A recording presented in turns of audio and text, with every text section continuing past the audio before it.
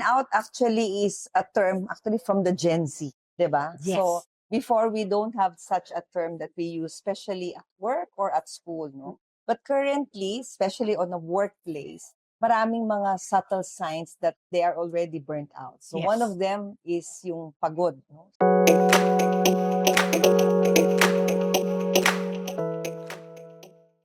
Hi, everyone. This is Marie Ampelocchio of Radix HR. This is season 2 of Breaking the Mold. With us is somebody I admire, and she has her own channel, in fact, in social media. And it's my first time to guest her on our channel. And we're going to talk about something very critical and important. Please welcome a cardiovascular doctor, Dr. Cindy Delara. Hello, Hi, Cindy. Marie! I'm nervous.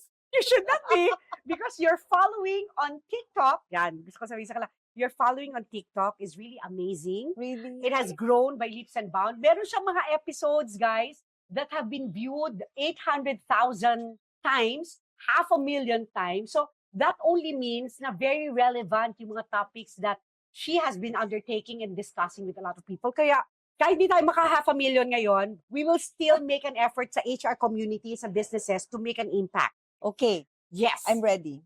Game. Game. So today I want to talk about sustainability of leadership. And you know that the central focus of sustaining leadership is talagang health and wellness. Doktora, wag tayong lumayo. Totoong stressful ang job sa corporate world. Can you tell us some of the visible and invisible signs of burnout? Kasi sa sobrang busy ng mga ating mga executives or even the non-executives, they actually forget na they're human beings, they're not a machine. They tend to overlook some of the things na very critical and important. So, if you are to advise them and let them know, ano yung invisible and invisible signs that they are on the verge of burnout? So burnout actually is a term actually from the Gen Z, 'di ba? Yes. So before we don't have such a term that we use, especially at work or at school, no?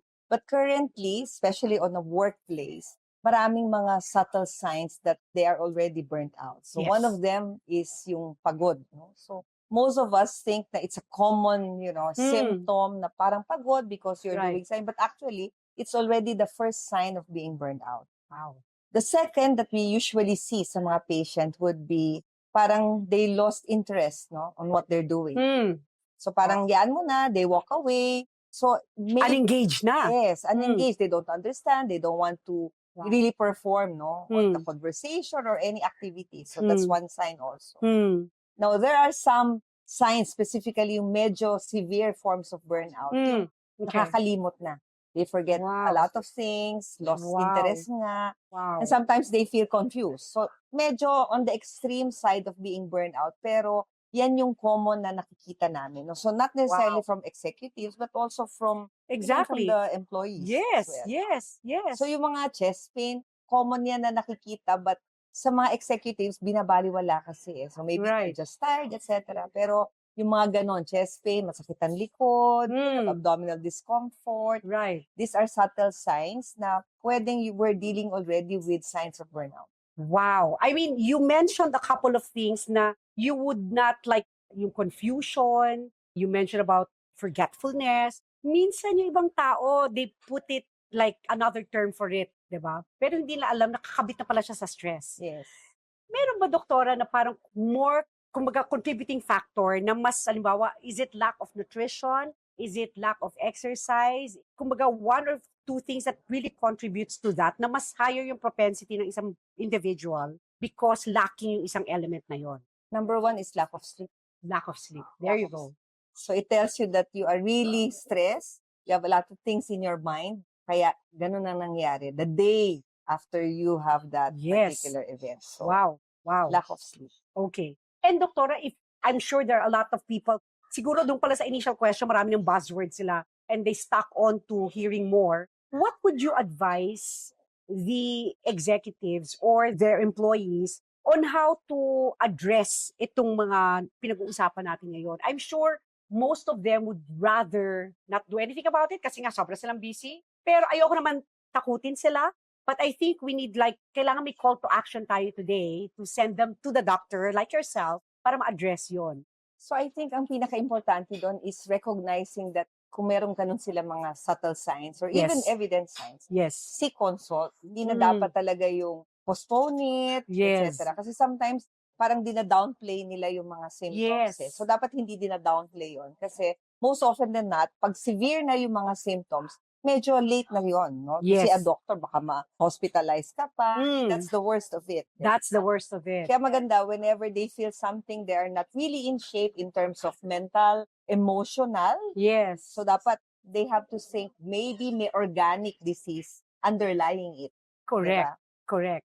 And Doktora, I know you're on the other side of the fence. Kumbaga, yung mga people working, no, meron silang sariling mundo. And I know you've seen a lot of people, whether they are housewives, numerous age, ibang sex. Is there like a way, is there an advice that you can give them? Like in the atmosphere that they live in, or whether sa office o sa bahay, is there something they can do differently para maging mas palatable yung peace of mind or yung environment nila should ease the tension? Kasi sa mundo na to, when you live a life, ganun talaga. There's no one individual in this universe na walang stress sa buhay.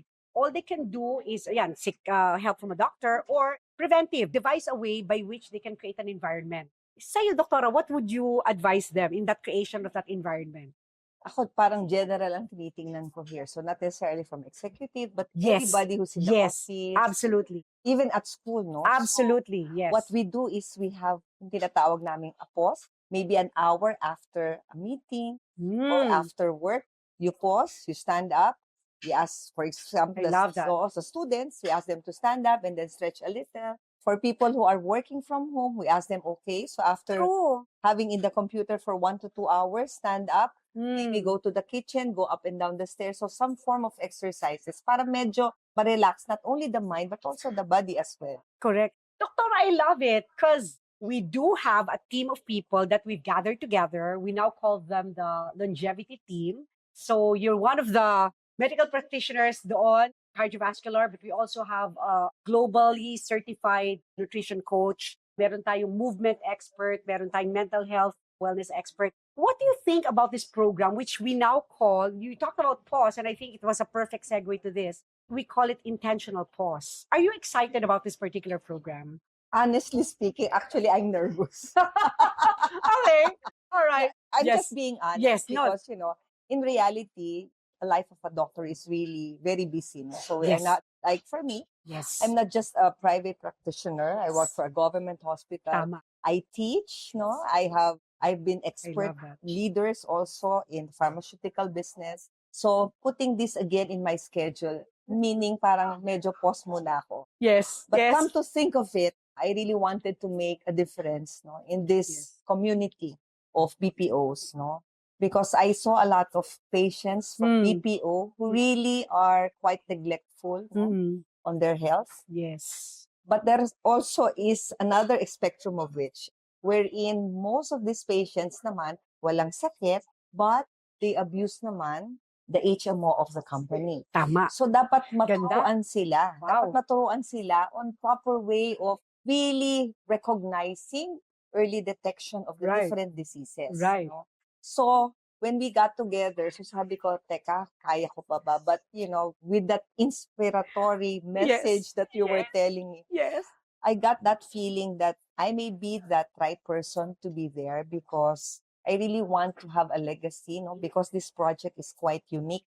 Correct. And this will be the very first type of a unit Yes. or an organization that will Yes. really set forth a very good experience, no, to the people in this industry in terms of health and wellness. Right. So and Doctora, thank you so much for pointing out the fact that it's not going to be an easy road, not only individually, kasi I agree with you, Doctora, as it is when we met you, super busy ka na. And then we're adding this to your plate. But you did not even say no because nga we feel like we can make a dent sa industriya na ito that I grew up in. I've been in this industry for a long time. And we feel like we can use your expertise talaga to deepen yung understanding ng mga tao on the value of life and good health, no?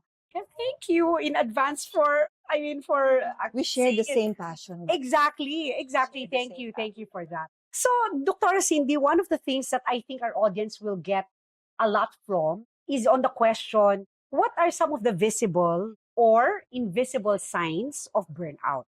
Nako, burnout, napakagandang term, but it entails a lot of things, from subtle to severe forms of burnout. So when you say subtle, simple headache is one. Dizziness. Sometimes blurring of vision, parang naduduling ka. Wow. Diba? So, other than that, of course, nandun na yung mga worst scenario, yung forgetfulness, mindfulness, nawawala na, focus, nawawala. Wow. And then, of course, these things, may tinatawag na global amnesia. So, yung Wow. global amnesia naman, akala mo na stroke ka. So, which is actually a form of stroke. So, dapat yung mga ganyan na detect early or else pwedeng mauwi eventually to stroke. Wow. I alam, Doctor, as you were describing the symptoms, sobra siyang very close to home because these are common things that me and my friends and people I know of experience. Yes. So, hindi siya dapat talaga isang tabi. Even if you perhaps just experience it once or twice, do you think that's correct, Doktora, na parang even if at a sobrang early onset, magpa-check na agad? Especially if your job is really tough, especially on the executive level. Right. Kasi it's not just, mental, di ba? Marami yan, emotional, physical Right. as well. So, Right. dapat at the first onset of any of these subtle signs, check up ka agad. Correct. We talked about the longevity team, and I think the progress or our central focus talaga on this particular team is more on preventive. I feel like we can still do a lot for people na meron ng chronic diseases, pero medyo iba na yung management sa kanilang kaso. But on the preventive side, I think we have a lot to cover at napakalaki na to if we even make baby steps towards that direction. On that point, Doktora, when you talk about baby steps and preventive, ano ba pwede lang gawin pang araw-araw to prevent any form of early signs na tumawid pa into a chronic disease? Nagsisimula yan sa healthy lifestyle eh. So, Yan na. we are here for that, di ba? We are So, here for that. when you say healthy lifestyle, kasi minsan mayroong mga patient or even individuals, no, kala nila ang pagiging healthy is just an overnight thing. It's a miracle. It's not, no? It's really a work in progress. Correct. And you really have to be consistent in everything. So Right. from diet to exercise to distressing, no? Wow. Kasama yes. yan, no? So dapat nagsisimula sa commitment that you are going to do it. It's gonna be part of your lifestyle. Correct. Correct. And Doktora, the thing that sometimes perplexes me is that may mga tao talaga na yung kanilang, shall we say, hindi siguro stamina, yung the way their body receives pain, sobrang, kaya siguro tumatagal before they have their checkup. No? And Tolerance. You're talking yes, about tolerance. exacto, Doktora. And I wonder how much yung tolerance na yun can actually eventually hurt your body eventually. Kumbaga, akala mo you're strong. In reality, you're pushing your body to an uncomfortable level. Kaya nga dapat, nandun yung regularity of check-up. Correct. Kasi Correct. pag nandun ka na sa stretch na sobrang tolerant na yung body mo, it may be too late. Correct. Kaya dapat early on, kahit wala ka pang nararamdaman at the onset, Yes. check up ka para may baseline Correct. karakteristika ng makikita sa pasyente. So, perfect. Because my next question is that. Halimbawa, wala po ako nararamdaman or there are no even signs of anything. Should I come and see you like a cardiovascular doctor even if there are no signs and symptoms na visible? Oo, kasi hindi naman kailangan may symptoms. Exactly. Diba? Importante dyan, history, family history, and then you do your physical examination. And there are other special tests that is necessary for baseline testing kung anong status ng cardiovascular problem mo, di ba? Like CBC, cholesterol, sugar. Exactly. Liver function, kidney function. So, yun lang, may marami ka na makikita eh. And from there, you can go from there. Yes. When you have yung blood markers and other laboratory tests, dun pala makikita mo yung baseline mo, whether you are really healthy or not, or what areas of your body to attack. Yes. Diba?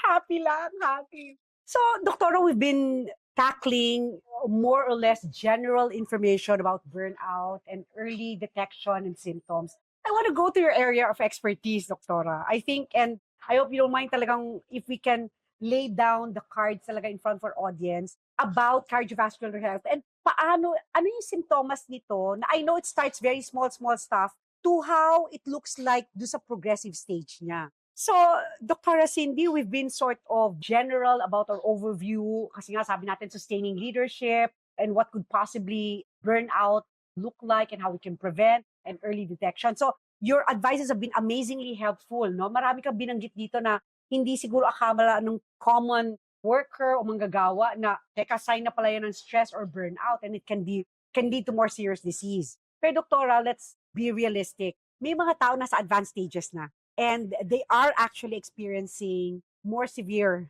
cases of that and symptoms. Can you talk about those symptoms, doktora? Hindi natin sila tatakutin, we will be realistic, but they need to know. Of course, when you talk about cardiovascular disease, ang kinatatakutan ng lahat is acute heart attack. Yan. Diba? So when you say acute heart attack, may nagbabarang ugat sa puso. And of course, if it's coming from the heart, always chest pain. But of course, there is difference between male presentation and female presentation of chest pain. Okay. So sa mga babae, very subtle. When you say subtle, hindi chest pain eh. Sometimes it's just dizziness, epigastric pain, they feel weak, they have back pains. Unlike sa mga men, talagang chest pain. So pag ganyan ang symptoms, you have to work up immediately. Baka they are having a heart attack. Now, of course, once you develop a heart attack, walang choice, you have to bring that patient to the hospital. But if, for example, that heart attack passed, kasi minsan may mga heart attack na simple, hindi na hospital, pero kahit papano, they came as an outpatient. Kaya lang, the worst scenario is that they develop heart failure. So when you say heart failure, usually nagiging irreversible. So ano bang symptoms ng heart failure? Halos hindi ka na makalakad ng malayo. Okay. Hingal na hingal ka. When you sleep, you cannot lie flat because you feel na nalulunod ka. Or worse, manas na manas ka na. And sometimes, if it is end stage, heart transplantation. Wow. Okay. Wow. Now, another disease na very common din, usually in this group of population, is acute stroke. Ang difference naman sa kanila, ang stroke kasi may disability. Hindi katulad ng heart condition. Okay. Pag hinatake ka, pwede ka mabuhay or mamatay. That's the only thing that can happen. Okay. While in a stroke, there is one part of your body that dies. Whether left-sided, right-sided, or you cannot speak, or your memory actually is lost. So yun yung mga ayaw natin because it brings a lot of burden not only to the patient but also to the family. Yes. Hindi na sila makakatrabaho. Wow. Disabled for life. Medyo mind-blowing to sa akin Diba? hearing this, Doktora. In that kind of explanation, I've seen doctors and spoke to some of them, pero siguro the way you described it now is like, and I'm sure the audience will also feel, kumbaga, highly appreciative na ganun yung pagkakapresent mo, Doktora. Therefore, now, it begs the question, I know there was a time when we spoke of another, in your channel, you were very, very focused on knowing certain things. And I think we were talking about women's health at the time. Yeah. Sabi mo, know certain numbers. Baka we can repeat that to them. Kasi I think it's very helpful to give that kind of advice to them. So basically, dapat everybody should know their numbers. So pag sinabing numbers, of course, blood pressure is number one. So everybody should know their baseline blood pressure. Second, they have to know their weight. Kasi from there, you either change your weight, either lowering down or being higher. So pwede ka magpataba, pwede ka magpapayat. Right. Third, you have to know your level of cholesterol because cholesterol, as well as sugar, is also our independent risk factors for the development of not heart attack alone, but also for stroke. So BP, weight, sugar level, cholesterol, and lastly, ina-advocate namin waistline. Waistline. Yes, waistline. Ang hirap. Doktora! Imagine mo, we've talked to a lot of doctors. Hindi naman nabanggit ng mga doctors yung waistline. But I'm glad you're being very realistic about these things. Hindi lang, yung iba kasi parang common lookout na siya diba? Yung BP. Pero when you said, yun nga, weight at saka waistline, kumbaga as combination, dapat matingnan yung mga numbers na yan. Kasi at the present time, obesity is growing by the double. Okay. So before diabetes, hypertension, cardiovascular disease, ngayon obesity is going woo. In the next 10, 20 years, yung number na to, it will be triple, quadruple. Especially in the Asian population. My gosh! So, Doktora, marami kang binanggit today that are sobrang mind-blowing and I'm sure some of the audience will repeat certain segment of this conversation. Dun pa lang, I think panalo na tong conversation na to. So, Doktora, before we end, I know you are present and thankfully you are. Alam ko kakastart lang ng channel mo, parang no more than 6 months ago and thankfully you are there. Can you name some of the channels that you have para yung iba nating viewers can actually go? I'm not a doctor, I just ask the right questions, pero if they want to hear more from you, where are you? So I'm in FB page, Okay. Dr. Eileen Cynthia De Lara. Okay. From TikTok and Instagram, Doc ACDL, and my YouTube is Doc Delara. Fantastic. So yan, audience, no? So that's where you can find her. Pero as parting words to our audience, in your area of expertise, I know there are multiple messages and we have tackled quite a bit today. Pero if you are to leave like a message to the audience na gusto mong like a call to action, what would that message be? So it's very short. So Yes. it's prevention is better than cure. Absolutely. I could not underscore that any further than that statement from our very, very special guest, Dr. Cindy Delara, a cardiovascular doctor. So with that said, Dr. Cindy, we did it! We did it! Yeah, thank you so much. This is Marie Ampelocchio from Radix HR. We're breaking the mold.